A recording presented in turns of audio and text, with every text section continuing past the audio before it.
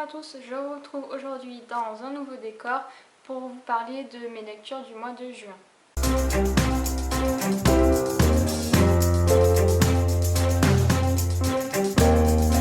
Donc vite fait, je vous avais fait une vidéo, la première vidéo je pense, sur la chaîne pour vous présenter ma bibliothèque. Je vous avais dit qu'il me manquait un peu de place, donc voilà, j'ai fini de l'agrandir. Donc en fait, dans la première vidéo, donc vous voyez ce pan là, et donc du coup j'ai terminé l'angle. Voilà, si vous voulez une nouvelle vidéo, dites-le moi, je la tournerai. C'est pas bien compliqué, c'est pas une vidéo très compliquée à tourner, donc voilà.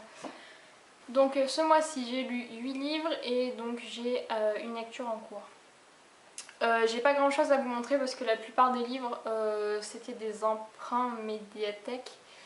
Donc du coup il y en a la plupart, je vous mettrai juste les visuels à côté. Donc le mois dernier dans la même vidéo je vous avais dit que j'avais commencé à lire Chronique de la fin du monde, le premier tome de Suzanne Pfeffer. Donc j'avais lu 80 pages. Donc je l'ai fini début juin.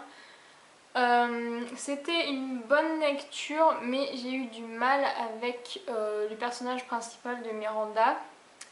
Donc en fait le livre est construit sous forme de journal intime et donc c'est le journal intime de Miranda. Donc c'est vraiment comment elle perçoit la catastrophe naturelle.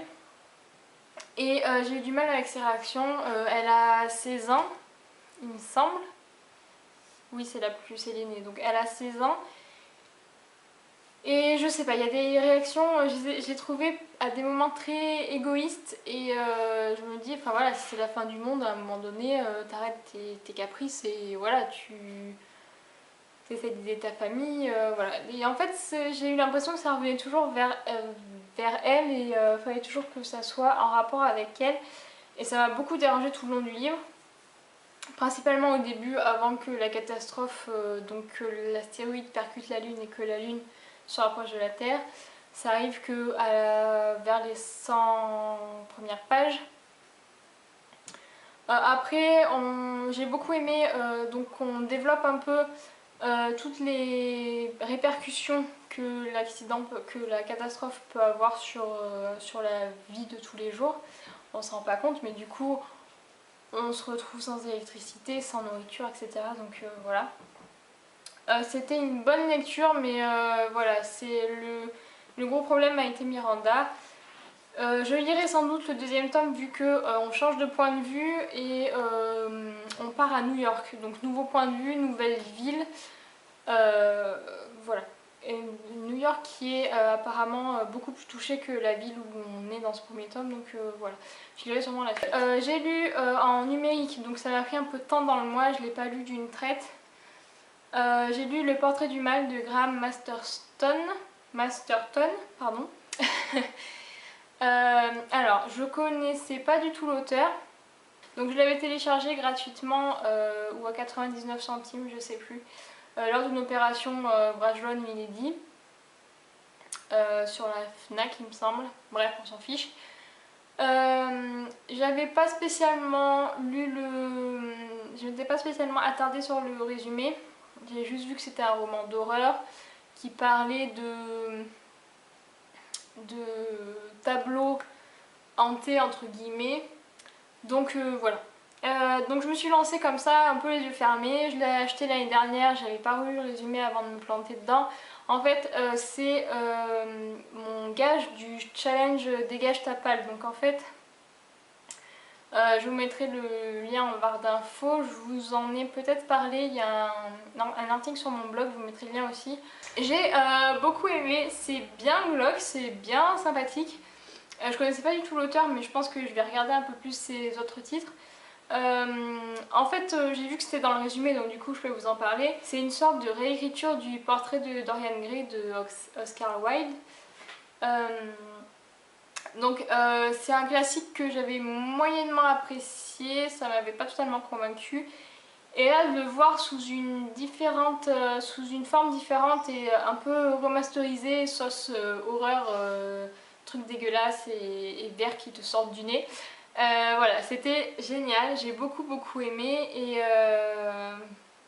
voilà, j'ai mis un peu de temps à lire du coup vu que c'était en numérique. C'est qui m'appelle s'il vous plaît.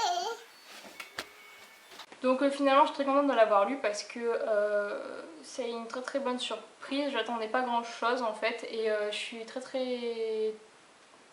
contente d'avoir découvert cet auteur et cette histoire. Ensuite j'ai lu Reboot le tome 1 de Ami Tintera, donc c'était une lecture commune avec les Félés DLC. Pareil, je m'étais inscrite à cette LC parce que le résumé m'intéressait mais je connaissais pas du tout avant, enfin j'avais découvert juste quand on avait annoncé la LC. Du coup je m'attendais à rien de spécial non plus et en fait c'était une très bonne surprise aussi. C'est un peu la même sensation que j'ai eue avec le premier tome du Labyrinthe de James Dashner, c'est-à-dire que je m'attendais à rien de spécial et finalement j'ai adoré en fait. Donc voilà, l'histoire est très originale, les reboots c'est quelque chose que moi personnellement j'ai jamais lu. Donc en fait ce sont des adolescents, donc à partir de 13 ans jusqu'à 17 ans, 18 ans je crois, qui meurent d'un virus et qui ressuscitent quelques minutes après. Donc en fait le principe c'est que plus on ressuscite longtemps après notre mort, plus on est dénué d'émotions et donc on est inhumain entre guillemets et donc on est sélectionné pour servir d'armée pour le gouvernement en place pour combattre les autres atteints du virus. Voilà, en gros. J'ai beaucoup aimé le personnage principal, donc Vren. Au départ, elle est très froide parce que donc elle a résisté 178 minutes après être morte. Donc autant vous dire, ça fait une éternité quoi. Et c'est donc celle qui a le chiffre le plus élevé pour l'instant. Donc elle paraît très froide au départ et en fait elle va faire la rencontre de Kaloum qui est lui à 22, donc qui est ressuscité 22 minutes après sa mort. Donc c'est le plus petit chiffre connu. Et qui lui, au départ, j'ai eu l'impression qu'en fait il se rendait pas compte où il avait atterri et qu'est-ce qu'il faisait là. Et donc ils se rendent compte tous les deux, c'est un peu le choc des titans quoi, c'est celle qui a aucune émotion contre celui qui est complètement naïf en fait. Et j'ai beaucoup aimé les deux personnages, le lien qui va les rapprocher, etc. Et voilà, je pense que je lirai la suite. Alors, c'était annoncé une trilogie et j'ai vu sur Livre Addict qu'en fait il n'y avait que un seul deuxième tome. Donc je sais pas si éventuellement je lirai le deuxième tome quand je le trouverai à la médiathèque. Et voilà. J'ai soif. Oui, je bois la bouteille aujourd'hui, c'est vachement moins classe que la paille. Ensuite, j'ai lu le tome 5 de l'Ascenseur Royal de Robin Hobb, qui est La Voix Magique. Donc je vais passer vite fait puisque c'est un tome 5 et donc bon, voilà. C'est à ce stade-là de la saga, c'est le tome que j'ai le moins aimé. Alors c'est pas une déception, loin de là, c'est une très bonne lecture. Mais il se passe pas grand chose et j'ai eu l'impression que ce tome 5 c'était un peu une redite du tome 4 mais version dans un autre endroit en fait. C'est-à-dire que j'ai eu l'impression que c'était à peu près les mêmes questions que Fitz se posait et un peu les mêmes problèmes qu'il avait. Donc voilà. N'empêche que j'ai toujours envie de lire la suite et donc du coup là la fin et donne envie de lire le 6e tome puisque là on repart vraiment dans l'aventure et donc j'ai hâte de voir comment se finit ce premier cycle, voir s'il retrouve Molly s'il vous plaît. Et donc voilà. Dites-moi en commentaire d'ailleurs si vous l'avez lu, si entre le cycle 1, donc les 6 premiers tomes et les 6 derniers tomes de l'Assassin Royal, il faut absolument que je lise Les Aventuriers de la Mer ou si je peux les lire après en fait. Voilà, dites-moi. j'ai lu, donc maintenant ce sont livres que je peux vous montrer. J'ai lu Petit goûter entre amis de Louise Millard, donc chez François Loisir. Je vous disais que j'avais craqué sur la couverture qui est juste magnifique je trouve. Et que le synopsis me plaisait bien puisqu'on parlait de Desperate Housewives à Londres. Donc ça me donnait bien envie. Finalement je suis un peu déçue de ma lecture parce que c'est beaucoup trop long à démarrer. En fait il y a 450 pages. Il y a 450 pages, les 300 premières pages, il se passe rien en fait. Il y a quelques petites allusions sur un éventuel petit mystère sur les 3 voisines que l'on suit, mais rien d'exceptionnel. Le seul truc qui est intéressant, c'est que donc on suit les 3 voisines, donc chacun a son point de vue, chacune ont des chapitres dédiés à leur point de vue, et l'auteur prend une voisine et donc sur son point de vue, et donc le chapitre d'après c'est un autre point de vue mais quasiment au même moment, ou alors elle se passait de très peu de temps, donc comme ça on voit un peu les interactions entre les 3. Et donc ça c'est sympa, mais voilà, le gros mystère arrive beaucoup trop tard et du coup la fin, le dénouement est bâclé quoi. Et c'est dommage parce que l'histoire était super sympa. Mais c'est pas exploité comme j'aurais aimé que ça soit exploité pour être très intéressant. J'ai lu une micro-nouvelle de Fabrice Collin qui est Plus rien d'entre nous, Laurence, qui est offerte par les éditions Sonatine. Alors je sais pas si vous pouvez toujours la trouver parce que moi ça fait peut-être bien 6 mois maintenant que je l'ai téléchargée. Moi quand je l'ai téléchargée, il l'avait mis en téléchargement gratuit à l'occasion de la sortie de son nouveau roman. Donc voilà. Moi j'avais choisi ce nouvel parce que je voulais découvrir l'univers de l'auteur, parce que Fabrice Collin, je le connais avec son roman 49 jours il me semble, qui m'intrigue beaucoup mais j'ai un peu peur de me lancer. Donc du coup je me suis dit, voilà, je prends cette nouvelle, je découvre un peu son univers et après je vois si ça me plaît ou si ça me plaît pas du tout. Dans l'ensemble ça m'a beaucoup plu.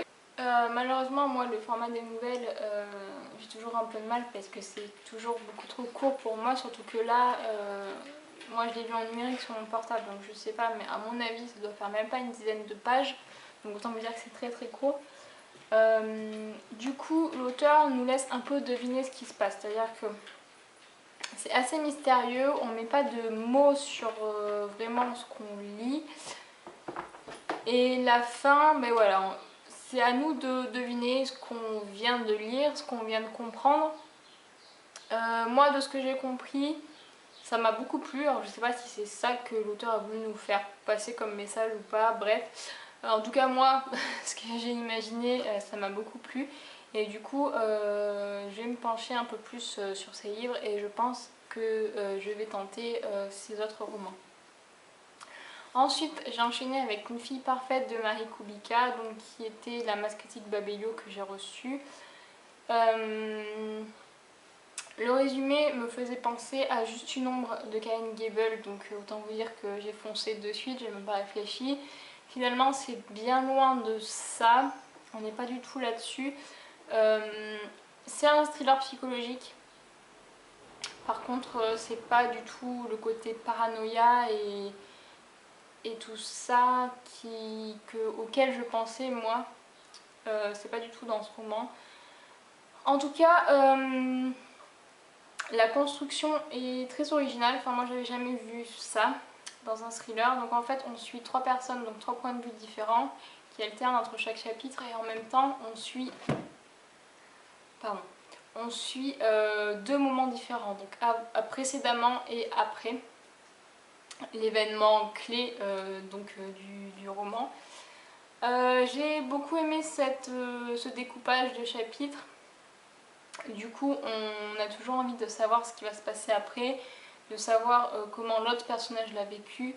C'est très intéressant. Quand j'étais vers le milieu du roman, j'ai regardé une vidéo de Moody donc son bilan lecture, dans lequel elle parlait de ce roman et donc elle disait la fin est juste horrible, c'est dégueulasse et tout. Et donc moi je m'attendais à un truc dans le genre dégueulasse gore, enfin pas gore mais disons choquant en fait. Je sais pas comment vous expliquer, je m'attendais à un truc, à une révélation genre secret de famille un peu tordu, voilà. Finalement, j'ai pas été déçue du dénouement, mais disons que c'est pas du tout ce à quoi je m'attendais. Et du coup, ça m'a pas autant surprise que je pensais que j'allais être. Alors, c'est très surprenant par rapport à tout ce qu'on a lu avant, on s'y attend pas du tout. Mais c'est pas ce à quoi je pensais, donc du coup, ben, j'ai pas été surprise comme j'aurais aimé l'être. En tout cas, ça reste quand même une très bonne lecture, ça se lit très vite et du fait que voilà, à chaque chapitre on a envie de savoir la suite. Les pages se tournent toutes seules, il n'y a aucun souci là-dessus et donc c'est une très très bonne lecture. Ensuite, j'ai lu Black Eden, le tome 1, donc c'est La Tour et l'île, je crois, de Anna Alonso et Javier Pellegrin. Donc je l'ai lu en vacances et donc la couverture était juste parfaite, c'était raccord avec le décor en fait, c'était magique. Bref, je savais pas trop à quoi m'attendre parce que comme je disais quand je vous l'ai présenté dans mon book haul, j'ai vu aucun avis dessus. Et donc voilà, c'était le côté expérience qui me tentait en fait. Je restais sceptique sur le côté jeunesse de la chose parce que vous savez, depuis un moment maintenant, je dois le répéter à peu près à toutes les sauces, que le côté jeunesse me dérange souvent quand c'est trop jeunesse et donc quand c'est trop facile. Là c'est pas le cas, c'est bien construit, il y a 400 pages mais c'est assez dense comme livre et donc voilà, l'histoire est bien. Alors le début est très intéressant parce que du coup on découvre tout l'univers, donc on est dans un futur où ce sont des grandes entreprises qui régissent le monde et donc tout est un peu chamboulé, disons que les entreprises ont le pouvoir et donc les citoyens, parce que c'est plus vraiment des citoyens, sont un peu à la merci de tout ça. Tout est très axé sur la technologie, voilà, et donc du coup tout est un peu contrôlé. Dès que Martin et Alexandra vont sur l'île, ça devient plus calme parce que du coup au début on ne sait pas du tout à quoi on s'entend, les personnages ne savent pas du tout dans quoi ils s'embarquent non plus et ça redémarre très vite. Voilà, la fin, ça se termine comme je pensais que ça allait se terminer, c'est à dire que on est sur un pseudo mystère de est-ce qu'on part à l'aventure ou est-ce qu'on part pas. Voilà, il y a un deuxième tome je crois, c'est juste une biologie il me semble. Que je lirai si je le trouve parce que du coup j'ai bien envie de savoir tout ce qui se cache derrière tous ces mystères, toutes ces expériences. Donc voilà, donc je termine avec ma lecture en cours qui est L'Anneau de Mobius de Franck Tillier que je lis avec Caro. Donc j'en suis à 200 pages. Ça s'annonce très très bien étant donné qu'on parle de monstruosité. Alors j'aime pas trop ce mot parce que c'est un peu péjoratif, mais c'est comme ça que Franck Tillier appelle ça, donc voilà. En gros, on parle de tout ce qui est malformation génétique, maladie un peu compliquée à vivre, amputation, etc. Voilà, le terme monstruosité me gêne un peu dans le sens où il inclut dedans tout ce qui est amputation. Et donc voilà, ça me dérange un peu. En tout cas, c'est bien gore déjà, on en est qu'à 200 pages sur les 600, 700, 600. C'est déjà bien sympathique, ça s'annonce très très bien. J'ai hâte de voir parce que du coup on suit Stéphane d'un côté qui fait des rêves prémonitoires et Victor de l'autre qui est l'inspecteur chargé d'une enquête. Et donc pour l'instant, sur les 3 rêves que j'ai lus de Stéphane, il y en a 2, je vois pas trop le rapport encore avec le côté enquête. Donc bon, j'attends de voir. Petit plus par contre, je sais pas si vous allez voir sur le début de chapitre, donc en fait c'est une roue, je sais pas si vous allez voir en fait, c'est une roue du temps, donc il y a les jours et il y a donc tout, ce sont les rêves de Stéphane, les 3 rêves de Stéphane par rapport à la chronologie de l'histoire. Ça j'aime bien parce que j'ai souvent du mal à